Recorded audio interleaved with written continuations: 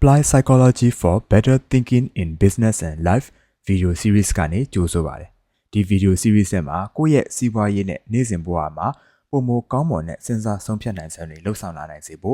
စိတ်ပညာကိုအသုံးချနိုင်မဲ့နည်းလမ်းတွေကိုလေ့လာမှာပါ။စိတ်ပညာကိုထိထိရောက်လေ့လာအသုံးချနိုင်မယ်ဆိုလို့ရှိရင်ကိုယ့်ရဲ့စီးပွားရေးနဲ့လုပ်ငန်းခွင်မှာဝင်ငွေနဲ့အကျိုးမြတ်တွေပိုတိုးလာမယ်ဆုံးဖြတ်ချက်တွေပိုပြီးတော့ကောင်းလာမယ် customer တွေပိုပြီးတော့မှဆွဲဆောင်လာနိုင်မယ်ကိုယ့်ရဲ့နေ့စဉ်ဘဝမှာဆိုလို့ရှိရင်လူတွေကိုအကောင့်ဘက်ကနေလွှမ်းမိုးဆွဲဆောင်လာနိုင်မယ်ရိုးရိုးရှင်းရှင်းနဲ့ထိထိရောက်စဉ်းစားတွေးတောလာနိုင်ပြီးတော့မှရွေးချယ်မှုအမှားတွေဆုံးဖြတ်ချက်အမှားတွေကိုရှောင်ကျဉ်လာနိုင်ပါလိမ့်မယ်ဒီဗီဒီယိုမှာတော့လူတိုင်းနှီးပါကြုံတွေ့မှုတဲ့စိတ်ပညာတက်ရောက်မှုတစ်ခုဖြစ်တဲ့ fundamental attribution error ဆိုတဲ့အကြောင်းကိုပြောပြပေးသွားမှာဖြစ်ပါတယ်ကျွန်တော်တို့အခြေအနေတစ်ခုကိုမြင်အောင်ကြည့်လိုက်ရအောင်အခုဗီဒီယိုကြည့်နေတဲ့မိတ်ဆွေကကားမောင်းနေတယ်ဆိုပါစို့ဒါမှမဟုတ်ရင်ကားစီးနေတယ်ဆိုပါစို့ကိုယ့်ကားရဲ့အရှိဘက်ကိုတခြားကားတစ်စီးကလမ်းမတောင်းမဲနဲ့ချစ်ချင်းဇွတ်ခနဲ့တိုးဝင်လာခဲ့မယ်ဆိုလို့ရှိရင်အဲ့ဒီကားမောင်းတဲ့သူကိုမိတ်ဆွေအနေနဲ့ဘယ်လိုမျိုးမှတ်ယူလိုက်မယ်လို့ထင်တယ်လူအများစုကအဲ့လိုမျိုးအခြေအနေမျိုးမှာဆိုလို့ရှိရင်ဟာဒီကောင်တော်တော်ရိုင်းတာပဲကားမမောင်းတတ်ဘူးလားမသိဘူးစသဖြင့်တစ်ဖက်လူကရိုင်းနေအတုံးမကြဘူးညံ့နေဆိုပြီးတော့သူ့ရဲ့အပြုအမူကိုကြည့်ပြရတယ်ကျွန်တော်တို့ကဒီလူကညံ့နေဒီလူကအတုံးမကြဘူးဒီလူကကားမမောင်းတတ်ဘူးစသဖြင့်ဒီလိုမျိုးတစိမ့်သူ့ရဲ့အပေါ်မှာကျွန်တော်တို့တွေကတစိမ့်ကတ်လိုက်မိကြတာများပါတယ်ကားမောင်းတာမဟုတ်ဘူးဒီတိုင်းပဲလမ်းသွားနေရင်တယောက်ကကိုယ်ဝင်တိုက်သွားတယ်ဝင်တိုက်သွားတော့ပြန်လှည့်ကြည့်တဲ့အခါမှာအဲ့လူကကိုယ်လည်းလှည့်မကြည့်ဘူးတောင်းလည်းမတောင်းပါဘူးဆိုလို့ရှိရင်ဟာဒီကောင်တော်တော်ရိုင်းတာပဲတချို့ဆိုတော့ဒေါသထွက်သွားလို့ရှိရင်ဟာဘယ်ကမိမဆုံးမဖမဆုံးမလဲတော်တော်အုံနှောက်ပါမလာတဲ့ကောင်ထင်တယ်မွေးတွေကအုံနှောက်ပါမလာတဲ့ကောင်ထင်တယ်ဆိုပြီးတော့မှသူ့ရဲ့အပြုတ်မှုပေါ်မူတည်ပြီးကျွန်တော်တို့တွေကဒီလူကတော့ဒါပဲဒီလူကတော့ဒီလိုဇယိုက်ပဲဆိုပြီးတော့သူ့ရဲ့ပြောင်းလဲလို့မရတဲ့အကျင့်ဇယိုက်တစ်ခုအဖြစ်နဲ့တစိမ့်ကတ်လိုက်တာကို fundamental attribution error လို့ကျွန်တော်တို့ကပြောတယ်အဲ့တော့ဆိုလိုချင်တာကအခြေအနေအဖြစ်အပျက် context တစ်ခုပေါ်မှာလူတစ်ယောက်ရဲ့ပြုမှုတဲ့အခြေအနေကိုကြည့်ပြီးရတဲ့အဲ့ဒီလူကတော့ဒီလိုဇယိုက်ပဲအဲ့ဒီလူကတစ်သက်လုံးဒီလိုမျိုးပုံစံလုပ်သွားတယ်ဆိုပြီးတော့သူ့ရဲ့ character သူ့ရဲ့အကျင့်ဇယိုက်တစ်ခုလုံးကိုပါကျွန်တော်တို့တွေကဆွဲပြီးတော့မှကောက်ချက်ချလိုက်တာကို fundamental attribution error လို့ပြောတယ်အဲ့တော့ဒီဥစ္စာကလူတိုင်းနှီးပါကြုံတွေ့ဘူးလေကျွန်တော်တို့အုံနှောက်ရဲ့ဖြက်လန်းလိုက်တတ်တဲ့သဘောတဘာဝတနည်းအားဖြင့်ဆိုလို့ရှိရင်ကျွန်တော်တို့တွေကလူတွေအပေါ်မှာလွယ်နဲ့တစိမ့်ကတ်တတ်တဲ့ဖြက်လန်းလိုက်တဲ့အုံနှောက်ရဲ့ဆုံးဖြတ်ချက်ပေါ့နော်အဲ့လိုမျိုးမှတ်ယူလို့ရပါတယ်အဲ့တော့ fundamental attribution error ကိုကျွန်တော်တို့တွေက definition သူ့ရဲ့အဓိပ္ပာယ်ဖွင့်ဆိုချက်ကိုကြည့်မယ်ဆိုလို့ရှိရင်ကျွန်တော်တို့တွေကတဲ့အခြေအနေတစ်ခုပေါ်မှာ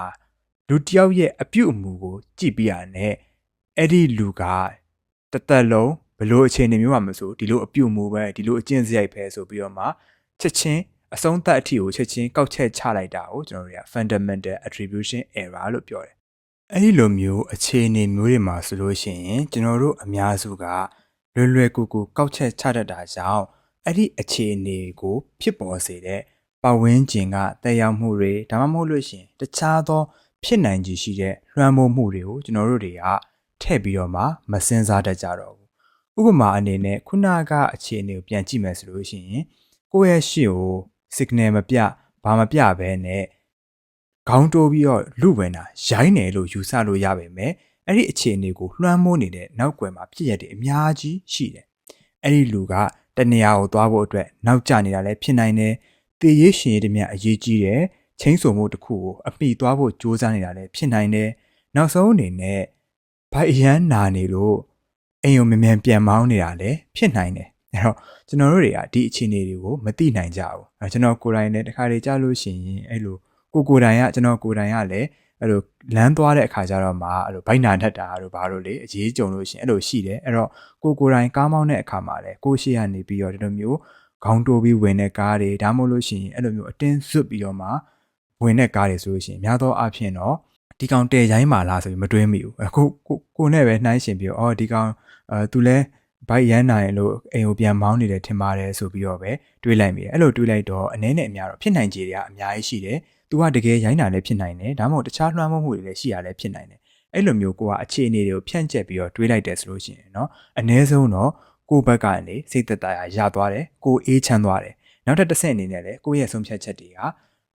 ကပို့ပြီးတော့မှအမှန်တရားနဲ့ပို့ပြီးတော့မှနီးစပ်လာတယ်ဘာဖြစ်လို့လဲဆိုတော့ဒီလိုမျိုးတိုးဝင်တဲ့လူတိုင်းကအကုန်လုံးကရိုင်းဆိုင်နေကြတာမဟုတ်ဘူးအလားတူပဲကျွန်တော်တို့ဒီဗီဒီယိုအစမှာပြောခဲ့တဲ့ဥပမာမှာဆိုလဲကိုယ့်ကိုလူတယောက်ကဝင်တိုက်သွားတယ်တိုက်သွားပြီးတော့လှည့်ကြည့်တော့တောင်းလည်းမတောင်းပါဘူးလှည့်တာမကြည့်ဘူးဆိုလို့ရှိရင်ဒီလူကရိုင်းတာလားဒါမှမဟုတ်တခြားဘယ်လိုအခြေအနေမျိုးတွေရှိနိုင်သေးလဲသူကအရန်ကိုစိတ်ထိခိုက်စရာသတင်းကြားတဲ့အတွက်ကြောင့်မလို့တလောကလုံးကိုတတိမထားမိတော့ပဲနဲ့ခေါင်းငိုက်ဆိုင်နဲ့ရှောက်သွားတဲ့အတွက်ကြောင့်မလို့သင်ကိုဝင်တိုက်သွားတာလည်းဖြစ်နိုင်တယ်ဒါမှမဟုတ်လို့ရှိရင်သူကနားမကြားတဲ့အတွက်ကြောင့်မလို့သင်ကအနောက်ကနေပြီးတော့မင်းငါ့ကိုဝင်တိုက်သွားတာလူလိုမသိဘူးလားလူမမြင်ဘူးလားဆိုပြီးတော့လှမ်းပြောတာကိုမကြားပဲနဲ့သူကသူထွက်သွားတာလည်းဖြစ်နိုင်တယ်ဖြစ်နိုင်ခြေရှိတဲ့အခြေအနေကအများကြီးပဲဒါပေမဲ့လူသားတွေက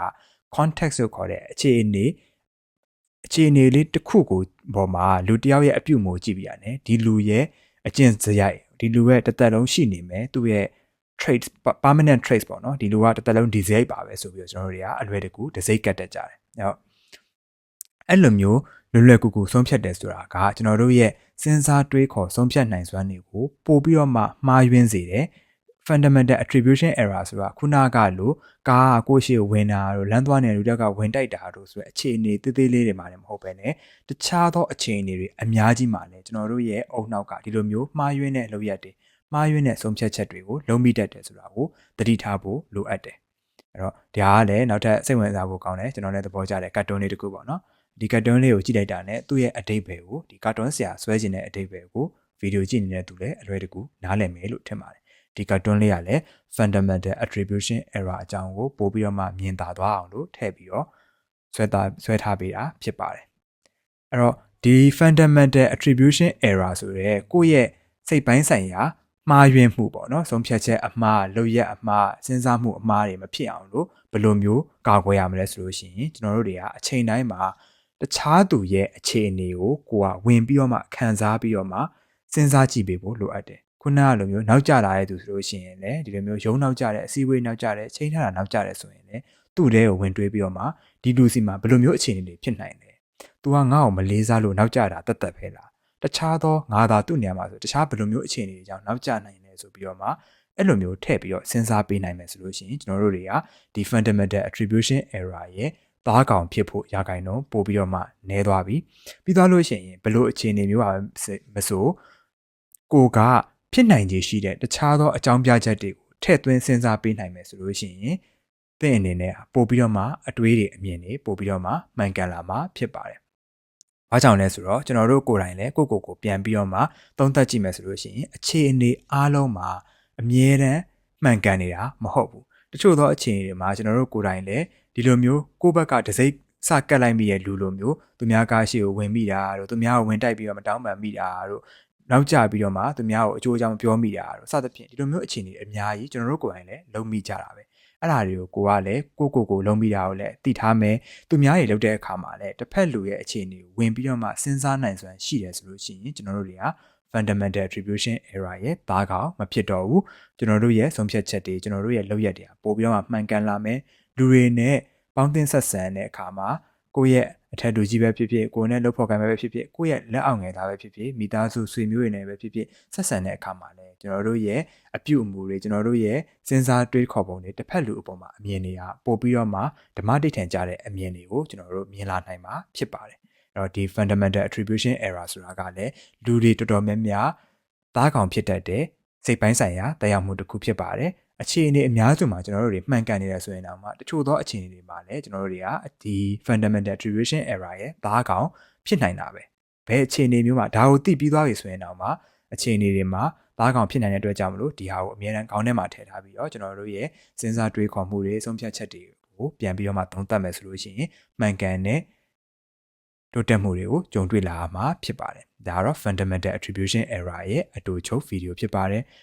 ်နောက်ထပ်ဗီဒီယိုတွေမှာလည်းအခုလိုမျိုးမိတ်ဆွေရဲ့စဉ်းစားတွေးခေါ်ဆုံးဖြတ်နိုင်စွမ်းတွေပို့ပြီးတော့တစ်ထက်မြက်လာစေမယ်စိတ်ပညာတက်ရောက်မှုတွေစိတ်ပညာသုတေသနတွေနဲ့လေ့လာမှာဖြစ်တဲ့အတွက်ကြောင့်မလို့နောက်ထပ်ဗီဒီယိုတွေကိုလည်းဆက်ပြီးတော့ကြည့်ရှုဖို့အတွက်ဖိတ်ခေါ်ပါတယ်ဒီဗီဒီယိုကိုအဆုံးထိကြည့်ရှုပေးခဲ့တဲ့အတွက်လည်းကျေးဇူးအများကြီးတင်ပါတယ်